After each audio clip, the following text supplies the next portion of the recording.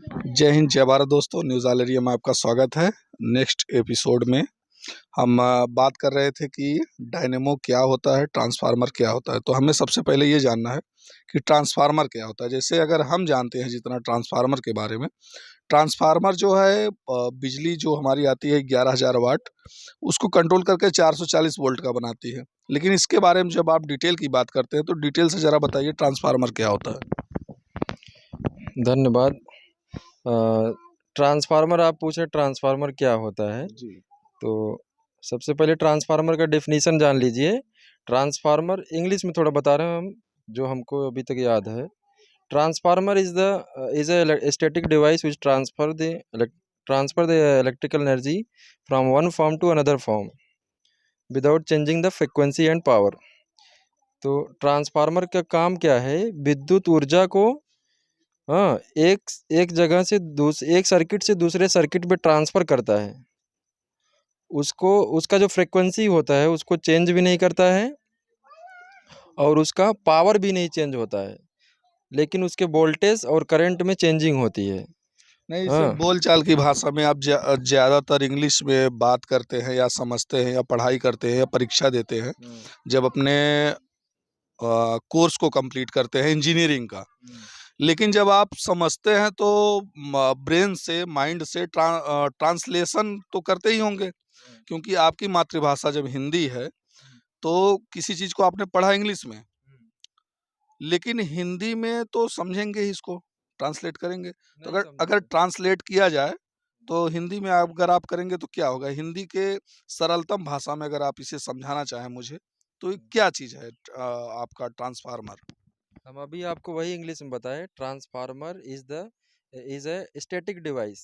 मतलब ट्रांसफार्मर जो है, स्टैटिक मतलब क्या होता है? स्टैटिक मतलब जो मूवमेंट जिसका ना हो, जिसका कोई ट्रांसफार्मर रखा जाता है हाँ, स्थिर एक अवस्था एक में। जगह में स्थिर हो। हाँ।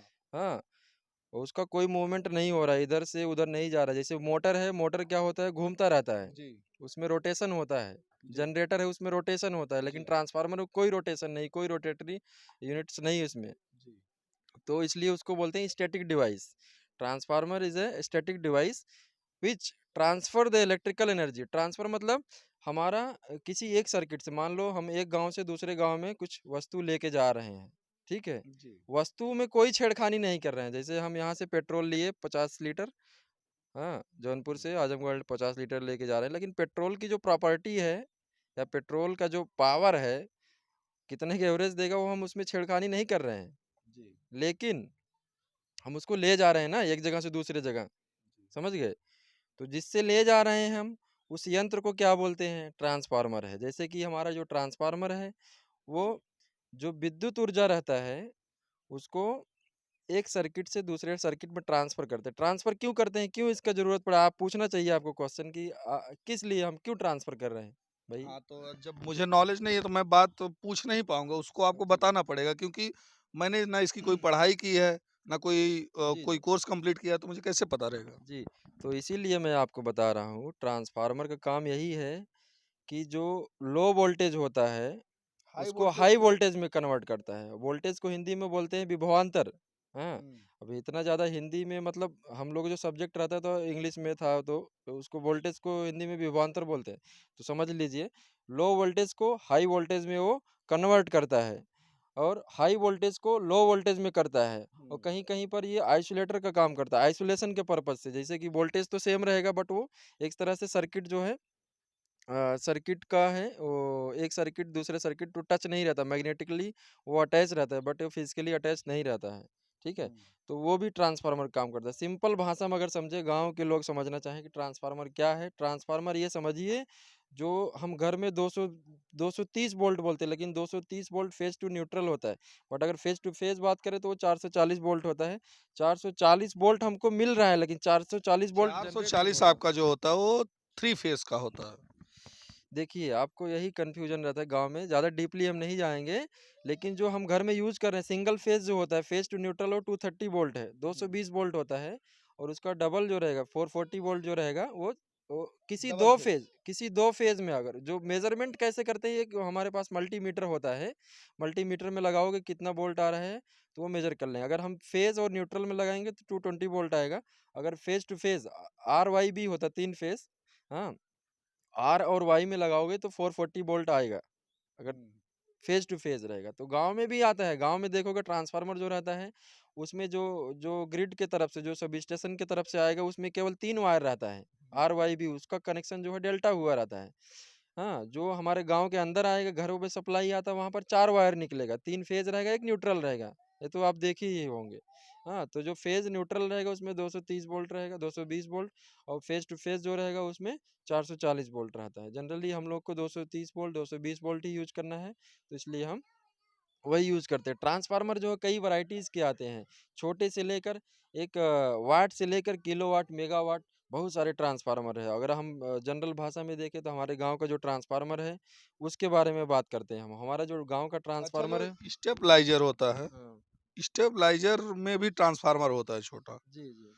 और उसमें बटन रहती है हुँ, घटाने-बढ़ाने की। हुँ, आप चाहो तो उसको बढ़ा सकते हो, घटा सकते हो, लेकिन हुँ। ट्रांसफार्मर जो बिजली कंट्रोल करता है, हाँ, उसके साथ ऐसा नहीं है। उसके साथ ही है। उसका उसका जो सिस्टम है, उसमें आएगा ज़्यादा और कम करके आगे भेजा जाएगा। हुँ, जो हमारा 3 फेस हुँ। कंट्रोलिंग ट्रांसफार्मर है, मैं उसकी बात कर रहा हूँ। हुँ। देखिए, आपने पूछा ऑटो ट्रांसफ़ा ये पूछा कि स्टेबलाइज़र, स्टेबलाइज़र का पूरा नाम होता है, अगर टेक्निकली देखो तो ये ऑटो ट्रांसफ़ार्मर होता है। इसमें हाथ से वो कम-ज़्यादा करने की ज़रूरत नहीं है, आजकल जो एडवांस हो गया है, अगर बिजली कम हुआ तो ऑटोमेटिक वो ज़्यादा बढ़ा-घटा देगा, ठीक है? उसको बोलते हैं ऑटो ट्रांसफ़ार्मर, वो उसमें 2 वाइंडिंग्स होती हैं। ये अब चल रहे हैं, जी, हुँ, बिल्कुल। आप डीपली जा रहे हो इसलिए डीपली बता रहे हैं हम ट्रांसफ़ार्मर के बारे में। तो ट्रांसफ़ार्मर के अंदर अगर उसका कंस्ट्रक्शन की बात करें तो उसमें 2 वाइंडिंग्स होती हैं, एक लो वोल्टेज वाइंडिंग, एक high voltage winding. Low voltage winding मतलब जो 220 वोल्ट हम ले रहे हैं उसको बोलेंगे लो वोल्टेज वाइंडिंग, जो 11,000 वोल्ट का रहेगा उसको हाई वोल्टेज वाइंडिंग बोलते हैं। तो वोल्टेज को कम-ज़्यादा कैसे करते हैं? वाइंडिंग्स के टर्न्स को, जितना ज़्यादा वाइंडिंग रहेगा उतना ज़्यादा हमारा वोल्टेज रहेगा, जितना ज़्यादा वाइंडिंग कम रहेगा उतना वोल्टेज कम रहेगा। तो हमको जिस तरफ वोल्टेज ज़्यादा चाहिए, उस तरफ वाइंडिंग ज़्यादा बनाना पड़ेगा। जिस तरफ वोल्टेज कम चाहिए, उस तरफ वाइंडिंग कम करना पड़ेगा, ये उसका नियम है। और अगर और डीप में जाओगे, अगर आप पूछोगे कि करंट क्या होता है, विद्युत धारा क्या होती है, वोल्टेज क्या होता है, तो वो सब थोड़ा-सा जान लो पहले। ट्रांसफ़ार्मर भले ही वो वोल्टेज को कम-ज़्यादा कर दे, लेकिन पावर को कभी नहीं कम-ज़्यादा करता। ट्रांसफ़ार्मर अगर वोल्टेज को कम या ज़्यादा कर देगा, तो करंट भी कम ज़्यादा हो जाता है। कभी-कभी जो है, हम लोग जो जनरेशन करते हैं, हमारा पवन चक्की की बात करते हैं, ये गाँव का हो गया। पवन चक्की में जो ट्रांसफ़ार्मर लगे होते हैं, हम क्यों ट्रांसफ़ार्मर क्यों लगाते हैं? हम डायरेक्ट वहाँ पर जनरेशन हुआ, डायरेक्ट घर पे भेज दें। क्यों क्यों ट्रांसफ़ार्मर क्यों लगा रहे हैं? ट्रांसफ़ार्मर इसलिए लगाते हैं कि हम बताओ, वोल्टेज सिक्योरिटी। वोल्टेज नहीं, ट्रांसफ़ार्मर इसलिए लगाते हैं कि हम वोल्टेज को बढ़ा देंगे तो करंट कम हो जाता है, उसका रिवर्स है। वोल्टेज अगर बढ़ाओगे तो करंट कम हो जाएगा। जब करंट कम हो जाएगा, तो जो मेरा कंडक्टर जो यूज़ करते हैं, जो तार बोलते हैं हिंदी में, सिंपल भाषा में तार यूज़ करोगे, तार का जो है मोटाई-चौड़ाई कम लगेगा, तो उसका क्या होगा, कॉस्ट कम लगेगा, क्योंकि हमको बहुत दूर तक बिजली भेजना रहता है। हुँ। तो अगर हमारा करंट कम रहेगा तो तार जो कंडक्टर है उसका साइज़ भी कम लगाना पड़ेगा, उसका एरिया जो रहता है, क्योंकि current always flow through the surface of the conductor, okay? तो सरफेस जितना ज़्यादा रहेगा उतना ज़्यादा कंडक्टर में करंट होगा, बहता है। तो हमको करंट ज़्यादा नहीं चाहिए, क्योंकि हमको सरफेस ज़्यादा रिक्वायरमेंट हो जाएगा। करंट को कम करेंगे तो हमको कम साइज़ का कंडक्टर लगाना पड़ेगा, ठीक है? तो हम इसलिए वोल्टेज बढ़ा के करंट को कम कर देते हैं, तब दूर-दूर तक हम ट्रांसमिशन कर देते हैं। दूर-दूर बोले तो हम 100, 200, 500 एक स्टेट से दूसरे स्टेट में ट्रांसफ़र करते हैं। बड़ी-बड़ी 660 केवी तक रहता है लाइन, 660 वोल्ट होता है, 220 वोल्ट, 440 वोल्ट, 440 केवी का, 660 केवी का, 220 केवी का, ये सब लाइनें जो बड़ी-बड़ी लगी रहती हैं, वो क्यों इतना इतना हमको तो जो घर में यूज़ होना 240 वोल्ट ही यूज़ करना, 1000 केवी तक क्यों ले जाते हैं हम? अच्छा, ये जो वो ही होता आपके है। इधर से गया है, हाँ, 33,000 बोलते हैं। हाँ, 33,000 वोल्ट का है ये। हाँ।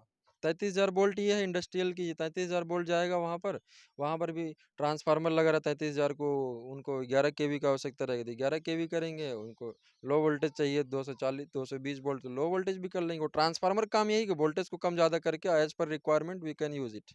हुँ, हुँ। जी यही है। कम-ज़्यादा करके हाँ, अपने कम-ज़्यादा करके वो इस्तेमाल के हिसाब से। इस्तेमाल के हिसाब से वो हमारे रिक्वायरमेंट के हिसाब से हम ट्रांसफ़ार्मर लगाते हैं, ठीक है? हुँ। हमको अगर हाथ से नहीं करना है कि जैसे घर में हमारा रिक्वायरमेंट क्या है, बिजली कभी-कभी कम ज़्यादा होता रहता है। तो हमको चाहिए कि बिजली कांस्टेंट हो। 240 वोल्ट का कोई इक्विपमेंट फ्रिज, कूलर लगा दिए हो, तो हमको ये चाहिए कि 220 वोल्ट ही रहे, 100 वोल्ट ना हो जाए बीच में। तो उसके लिए क्या करना पड़ेगा, स्टेबलाइज़र लगाते हैं। स्टेबलाइज़र को ही बोलते हैं ऑटो ट्रांसफार्मर। वो ऑटोमेटिक वो वाइंडिंग को कम ज़्यादा करके वोल्टेज को कांस्टेंट कर देता है। ये सब चीज़ें हैं। वही सब सेम प्रोसेस बड़े ट्रांसफार्मर में भी होता है। बड़े ट्रांसफार्मर जो होते हैं उसमें भी ऑटोमेटिकली जो है टर्न्स जो वाइंडिंग्स होते हैं वो चेंज करके ऑटो करके वो होता रहता है उसमें वोल्टेज को कांस्टेंट रखा जाता है। ये सब चीज़ें हैं ट्रांसफार्मर के बारे में।